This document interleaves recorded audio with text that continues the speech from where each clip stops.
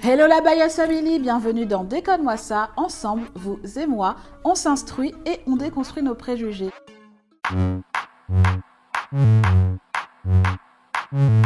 Et pour ce second épisode, on va parler du White Savior Syndrome, en français le syndrome du sauveur blanc. It's about damn time. Cet épisode est sponsorisé par la fondation Fally Ipupa. Le syndrome du sauveur blanc, qu'est-ce que c'est? Bon, déjà, c'est pas une insulte, c'est quelqu'un qui vient d'Amérique du Nord ou d'Europe et qui, lorsqu'il va se rendre en Afrique subsaharienne ou en Asie du Sud, va mettre en avant les actions qu'il va faire en faveur de la population et se prendre en photo avec elle. Et même si ce phénomène n'est pas nouveau, il a été exacerbé avec les réseaux sociaux. Et là, certaines personnes vont me dire « on peut plus aider, on peut plus rien faire, une photo c'est rien, c'est un souvenir ». Non, en fait, car la plupart du temps, les photos postées sur les réseaux sociaux le sont sans l'accord des personnes photographiées. Et même si ces personnes vivent à l'étranger, il y a quand même le droit à l'image et elles pourraient très bien porter plainte contre le photographe. Mais bon, elles sont dites pauvres, elles tomberont certainement pas sur les photos, donc pourquoi respecter leurs droits, me direz-vous? Certaines personnes partent avec l'envie de sauver le monde, de grandir au contact de ces populations qui n'ont rien mais sont si accueillantes.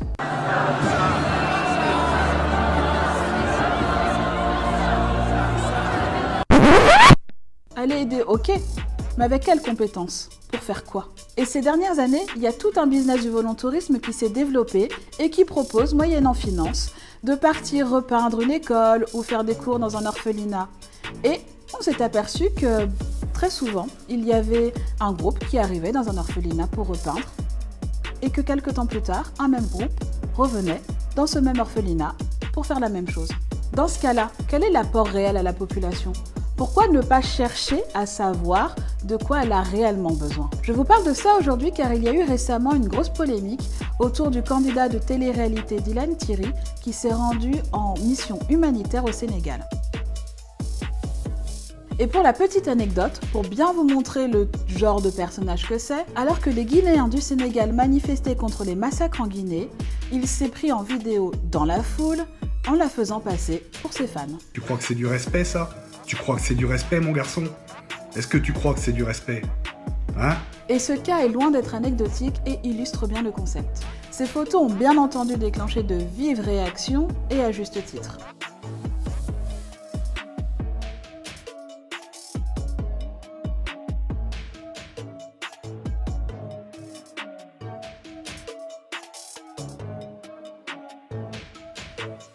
Ce qu'a écrit la créatrice de contenu et blogueuse Fatou Ndiaye est totalement vrai.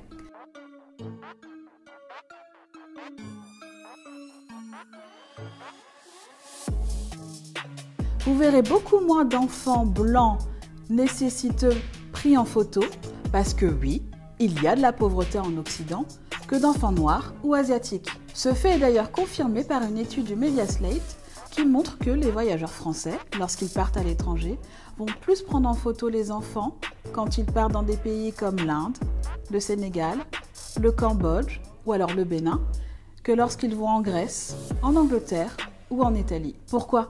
Parce que les enfants noirs et asiatiques, ça fait un meilleur décor? Là, on tombe complètement dans le poverty porn. Le syndrome du sauveur blanc, c'est le reflet d'une fausse bienveillance. C'est une question d'intention, de posture. C'est se mettre en avant, se montrer en tant que bienfaiteur pour s'attirer les félicitations, les likes. C'est également se donner bonne conscience et se dire que comme on aide, on est forcément mieux que tout le monde. C'est l'expression d'un paternalisme ancré dans les mentalités qui est un héritage colonial.